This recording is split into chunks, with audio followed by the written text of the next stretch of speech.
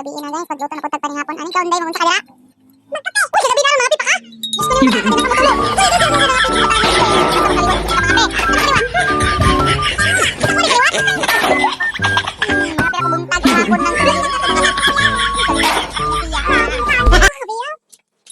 Yan din, gabi naman guys. Magluto na pagtaog panihapon. Taog paksiw. Ayan. Paksiw. No, thank you sa isda guys, tag 220. Naman pwede din sa kilo. Tulo ka buok sa kilo pero dagko kay siya sa dagko. Pagdilawan kung tama na bang lasa. Ito na magpaksi guys, itang ina magtuyo. Karon lang gidwa ni sili green. Kaya kalimot magpalit na kapoy na kay ang kapoy daw kay mobalik ko palit ng batang ni og sili green.